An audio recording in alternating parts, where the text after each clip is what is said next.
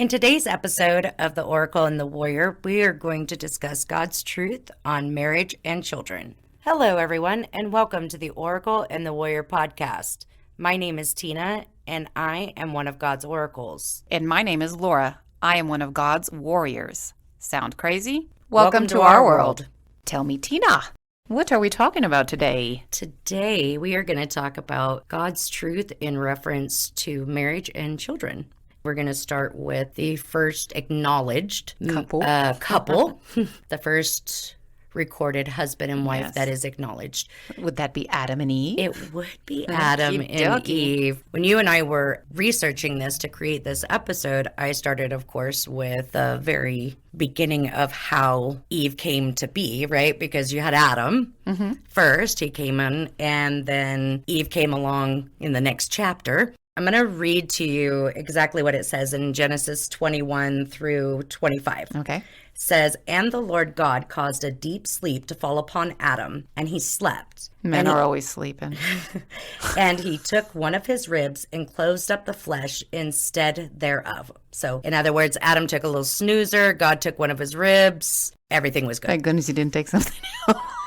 So, Genesis 2:22, "And the rib which the Lord God had taken from man," / Adam, "made he," so God made, "a woman, and brought her unto the man." 23, "And Adam said, This is now bone of my bones and flesh of my flesh. She shall be called woman, because she was taken out of man." 24, "Therefore shall a man leave his father and his mother, and shall cleave unto his wife, and they shall be one flesh." What? Cleave? Cleave. So what does cleave What mean? What is the cleave? Cleave, to adhere, to hold to, as in my bones cleave to my skin. Number 2 explanation of that is to unite, to fit, to sit well upon. Number 3, to unite or be united closely in interest or affection, to adhere with strong attachment. And it even actually refers to Genesis 24, "A man shall leave father and mother and cleave to his wife." So are we taking cleave as the word marriage? We're taking cleave as in that's where he unites with, like he unites with. The word marriage doesn't even come into existence until 1250. So, but we'll get there. Okie dokie. We'll get there. But if you read Genesis 2:24, again, I'm going to read it I'll read the whole thing. "Therefore shall a man leave his father and his mother, and shall cleave unto his wife, and they shall be one flesh." That means sex. That was a lot of anticipation because they were the father and the mother. It seems like it comes a little bit ahead of time, that little verse there. Well, but you could see it spiritually as they left the father and the mother, and father heaven, their spirits left, but they are talking about flesh, so I guess it would be the human setting the example. Like, this is what you're going to do in the future. This is what the plan is, so when your kids come, you need to tell them to leave. Right. One of the things that I have heard so many times over my lifetime is people talking about God made Adam and Eve, not Adam and Steve, or, referencing homosexuality. If we really look at it, the whole purpose of Adam and Eve was to replenish the earth. Yes. And while a man and a woman can have sexual relations, they can't reproduce. They cannot. Together without modern science, which they did not have back then. Yes. So to multiply the earth. Yes. So it is 100% logical that Father would create one man and one woman, one of each, to start populating the earth. But to look at that and say, well, that means that God didn't only wanted a man and a woman to be together. That was the only thing. That's what marriage is. Funny thing about that, tell me, is that the word marriage is a government construct. That is something that a government came up with. Implemented. Mm-hmm. And it actually was the year, it kind of went through 1250 to 1300 CE, Common Era. What was happening was they decided that marriage would be after you had children. If you were with somebody and after you had children, it became a marriage if you stayed. I believe that it was because they needed a distinction between populating, like we're here, we're populating the earth, and an actual committed relationship, if you will. That we're going to stick around together. Yeah, that we're not repopulating with anyone else. This is my populating person. So for people to talk about premarital sex, well, back in those days, it was all premarital sex because they didn't actually marry or call it a marriage until after they had children. And was it just children or the union of the flesh? No, it was after they had children. After children. It was after they created offspring. It was the word that they used for people who then stayed together and didn't move on to other people to create offspring. So where do you think religions come in with requiring this godly marriage when apparently it wasn't really God that said y'all have to be using the word marriage? Or even that, I mean, he goes by husband and wife, but he doesn't call the relationship anything because they were told to go and replenish the earth. Because if you look at marriage religiously, of course, government-wise, and I'll go into a little bit of government, they want you to have that piece of paper and for it to be legal and you pay taxes, et cetera, et cetera. But religiously, you are going in front of a human and saying, we're going to marry, and this human has some kind of direct line to God and says, okay, you are married in the eyes of God. And how is that better than just the two of you maybe having a very strong connection with Father yourself and saying, hey, Father, praying together and saying, Father, bless us. Please marry us. We want our bodies and souls to be united for all time and eternity because, again, marriage was a governmental construct. Yes. In 1929, as a matter of fact, in 1929 is when the government actually started saying, oh, hey, for you to get married, because before that, you could just get married. Like the government wasn't involved in marriage. No. And I think that a lot of people got married exactly like that, where they had a holy person or someone that they trusted or whatever. And back in these days, they didn't have any priests, if you will. And maybe they just said, hey, I know that we were procreating and it was great and everything, but I actually really care for you and I want to be with you. Sex was made for procreation, but marriage was made for love. Correct. Then they kind of went more along those lines. Yeah, I mean, and looking just at different religions, most of them encourage the word marriage. There are some that, for example, Buddhists, they don't consider it like a sacrament. Like, I think Catholics per se consider like marriage a sacrament. So it is encouraged for you to be actually married. Well, I think most religions encourage you to be married. Correct, and but chastise you if you do not. If you have sex before you get married. Yeah. For example, marriage, others have it. For example, the Buddhists, I believe, they believe in marriage, but it's not part of their actual religious belief. It's not considered a sacrament within their religion. If you go to Native Americans, they had a very interesting view of marriage. Yes, they They did. had a lot of, is it called polyamory? Polyamorous. So they would marry a woman, and if they died, for example, the woman went to the brother. Or apparently a male, he could be with his aunt physically, so she could teach him the ways of the woman until he found himself a wife. And even brothers could, like that show, Wife Swap. Yeah, they could. They could swap wives. Every culture, as we know, has different views on marriage, but the actual marriage itself, I believe, came from government. It came from a societal need to control. That was not of God. God didn't proclaim that. Yeah. And if you go into marriage, you go into divorce as well, unfortunately. And divorce is very frowned upon in organized religion. Do we really believe God wants us to stay in a relationship where a woman is being abused or a man is being abused? And no, that's not the God I know. Yes, we all consider God if we believe in God itself, right? We believe in him as our Father. Others have, of course, the choice of universe. We've gone into that, but I don't think my dad would have wanted me to stay in an abusive relationship or one where I was unhappy, where my life was very unfulfilled. So this whole marriage, and then you need a piece of paper and you're shamed for divorce. Let's break that down. So Break it down. we break it down. So we know that God said 365 times in the Bible, do not fear.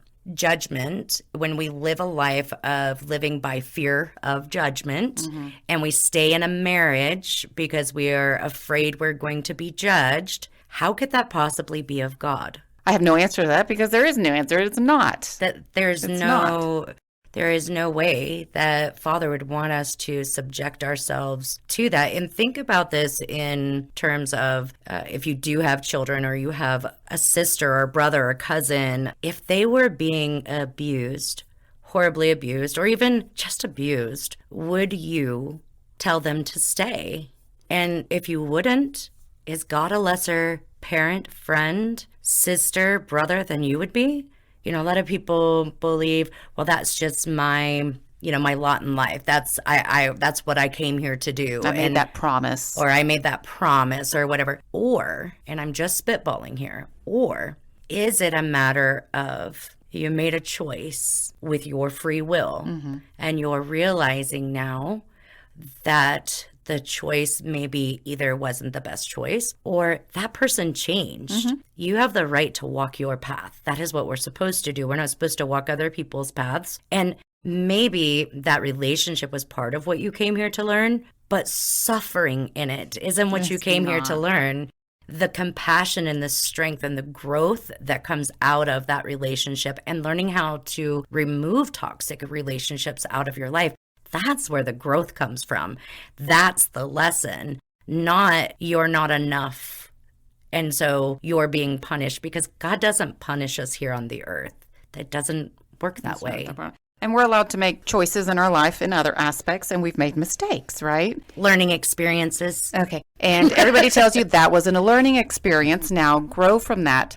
You can have learning experiences in all aspects of life, but not marriage. Once you chose that person.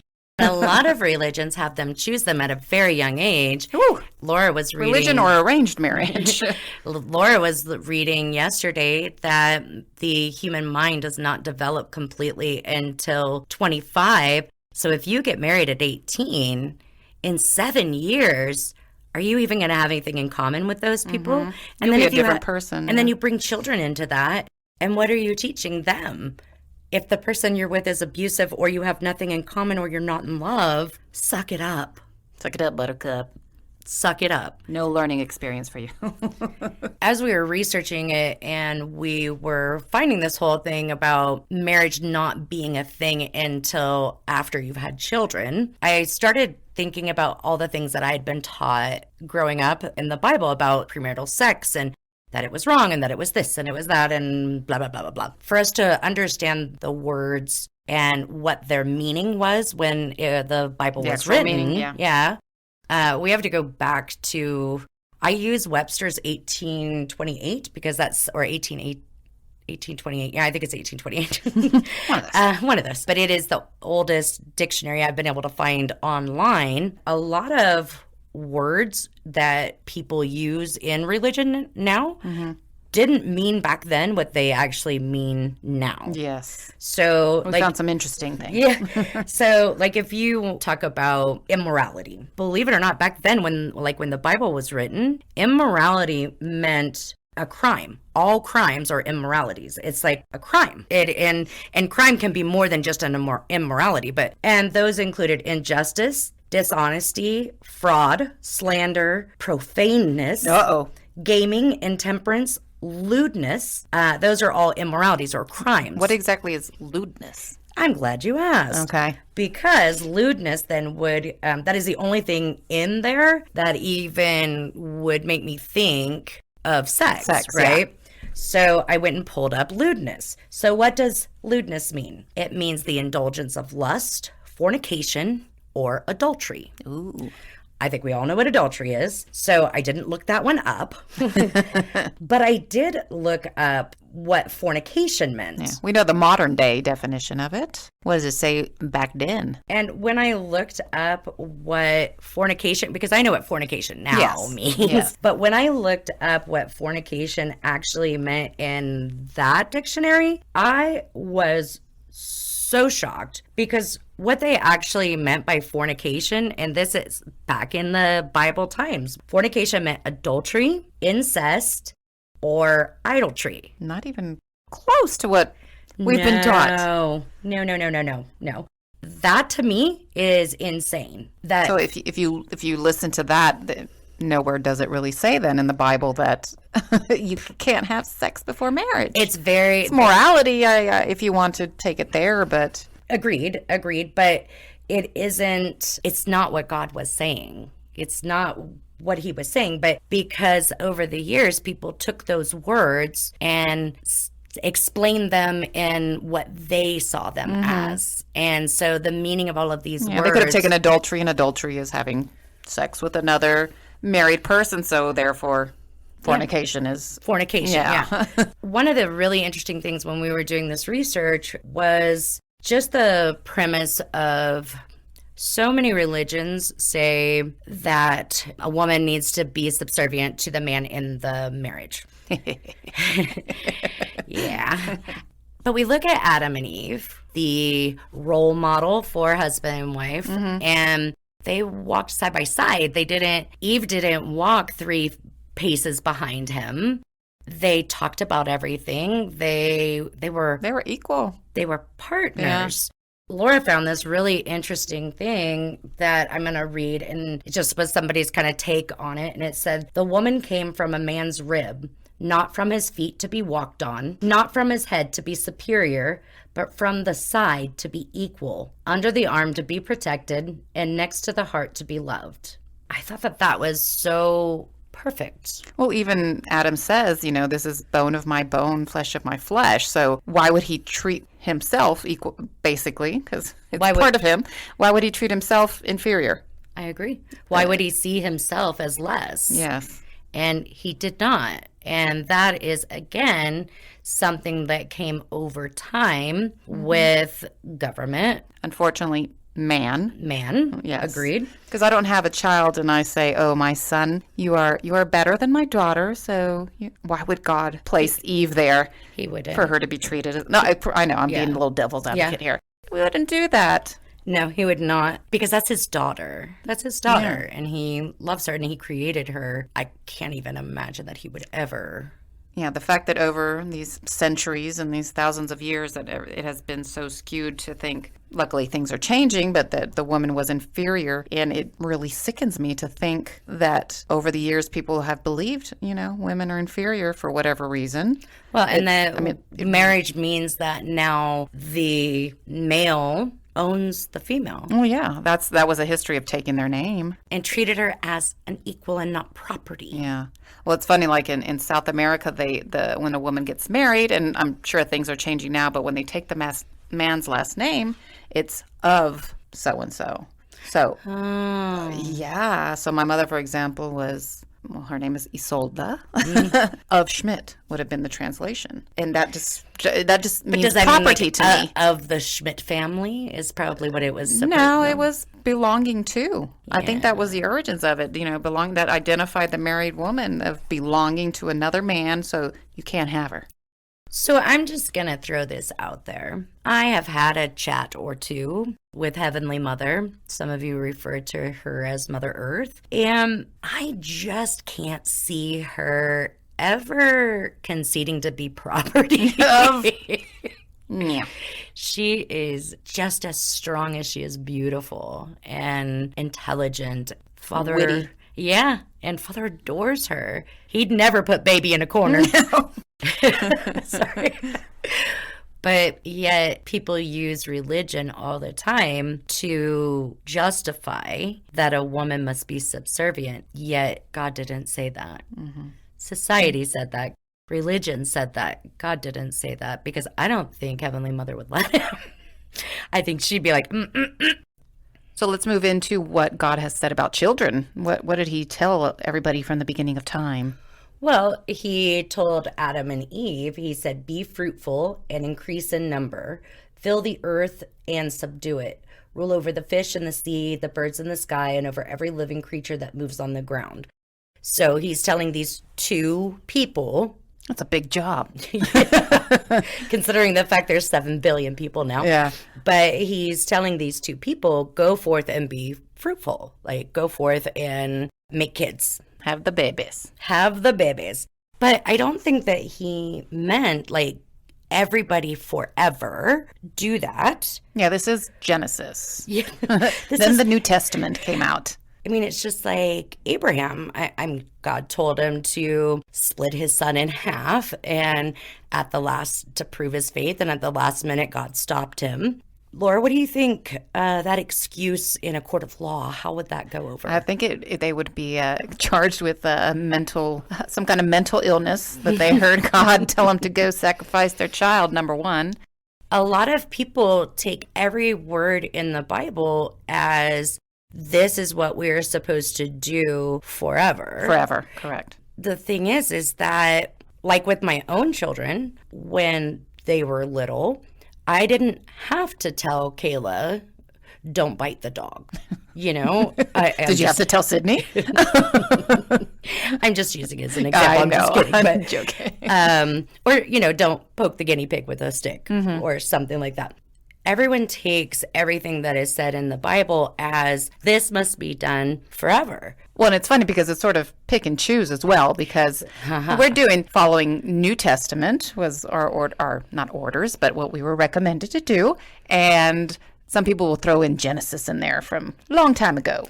Well, and just parts of it. And if you want to go with Genesis, eye for an eye, that would mean that if someone kills your child, you're allowed to kill their child, right? And I feel like a lot of times people do pick and choose what works for them and what does not. Like how many times in the Bible does it say, judge not? Yes. Ooh. The little pick and choose is when it's convenient for you. Yes. Like, I want to judge that person. You know what? I think I saw it somewhere in the Bible. Let me use Genesis for a moment here. Recently, there was an article in the paper about Pope Francis talking about having children versus pets. I'm going to read from an article from CNN. It says, quote, "We see that people do not want to have children or just one and no more. And many, many couples do not have children because they do not want to, or they just have one. But they have 2 dogs, 2 cats. Yes, dogs and cats take the place of children," the Pope said. "Yes, it's funny, I understand, but it is the reality. And this denial of fatherhood or motherhood diminishes us. It takes away our humanity. And in this way, civilization becomes aged and without humanity because it loses the richness of fatherhood and motherhood. And our homeland suffers as it does not have children." There's 9 billion people in the world. Wow. Yeah, that was my response. Wow. Wowza. And while he is 100% allowed his view with no judgment, all I heard in that was judgment of humanity. Mm-hmm. Of his interpretation of the Bible, what it says. One of the most kind, beautiful, loving humans I have ever met. I already know where you're going. In my entire lifetime. Shout out. Never had a child and is more kind and compassionate and human, wants this world to be a beautiful place, and she's never had a child. We love you, Christy. I am baffled. Again, we said, it's his interpretation of the Bible in the beginning of time, yes. Which is his right. Correct. And God said to Adam and Eve, go forth and multiply, like, let's populate the earth. And yeah, you got to have a few to do that, right? My belief is, in New Testament, he says, make children of men and bring them to me. I don't think it's like, let's keep having tons of kids to worship me and to believe in me. It's go out to the world and show people through you who I am and bring them to me so they can have eternal life. Doing that, we are all children of God, or whatever you believe in. And that is my interpretation, that it is go out into the world and make children. Bring my children home to me. Yes, not have tons of them. Right. How did he want us to bring those children home to him? By showing the example of compassion, of kindness, of no judgment, of love and acceptance. Of just saying, wow, you are an amazing person. What makes you this way? Or what are your beliefs? And I want to not be like you, of course, but just I want to have that kind of life.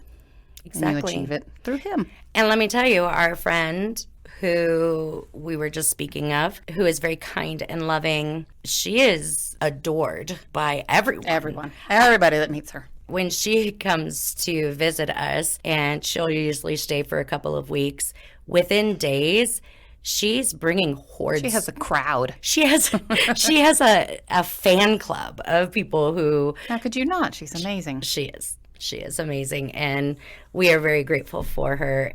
You know, I have 2 pets. No, I have 3. You know, the 2 dogs and a bird. I don't consider myself selfish for only having 2 children.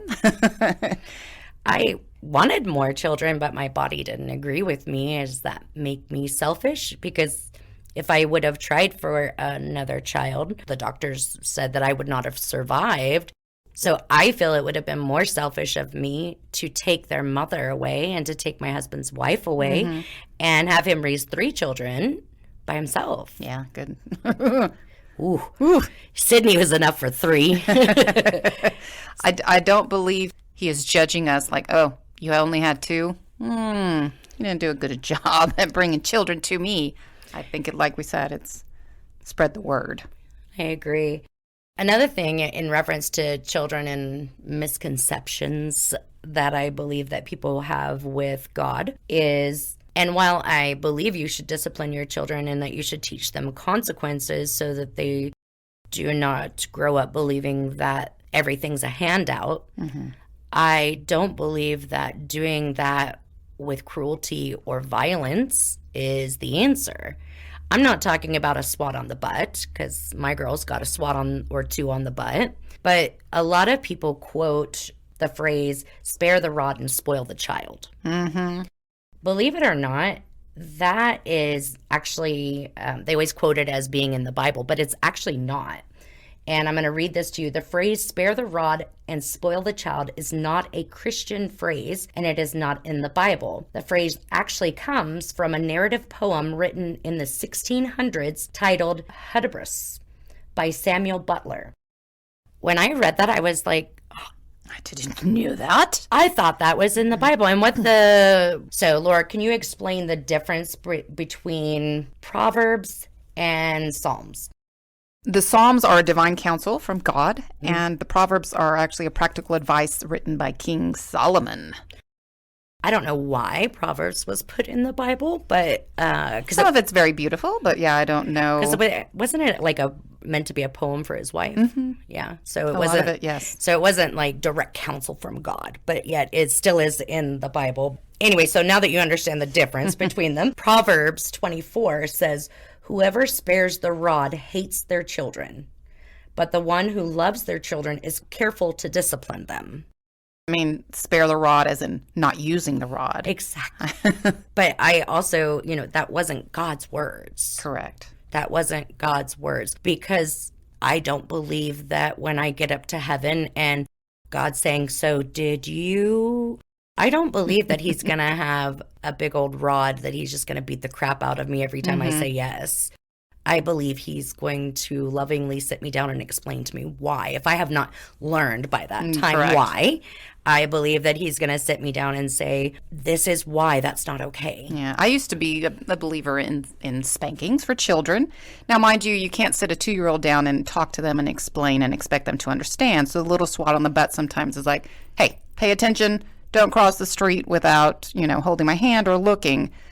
But I look back now, and I didn't spank my kids after a certain age. I didn't believe in that. But I see parents, or even my parents, they grabbed the belt. They gave me a good spanking. And I always wondered, like, what did I do so bad that I need to be physically harmed? Yeah. And I'm assuming my parents, that was what they learned, and that's how they moved on. That's how they disciplined. I'm not blaming my parents here for any reason. But looking into the Bible, where it's saying spare the rod, I believe it's just discipline your children, make them aware, bring them up with good morals, not grab a rod and beat the crap out of them. Yeah, teach them how to have kind intent and loving intent. Teach them how to be How kind. does it teach them love? Yeah. So what I hope everybody takes from today's episode is that God is not judgment. God is not, he wanted us to come here and to have kind and loving intent. He didn't care if we had 20 children. He didn't care if we had one or none. He didn't care if we had sex before marriage. He just loves us. And he just wants us to be kind and loving to others, to treat women, minorities, old white men the same. He just wants us to be kind and to love, help each other, teach by example. It is our job to come to this earth and speak our truth with no fear of judgment and to be kind. What I'd like for everybody to know is that we are not harping on the traditional marriage and having children. We are not here to judge you. We want you to have your own choice, to think about it. It's not a law. It's not mandated by God. It is a choice. It is free will. You do you, as I always say. And he loves you exactly as you are. You are, yes. If you enjoyed this podcast and would like to help us keep it going, please consider donating to our Patreon account. You can use the link in the show notes. You can also help us by subscribing and leaving a review on your favorite podcast platform. Reviews are how we grow our listenership. If you have suggestions for topics that you would like us to cover or have any questions, please feel free to contact us at oracleandwarrior@gmail.com. You can also check the show notes for all social media. Until next time, love eternal, the Oracle. And stand for truth, the warrior.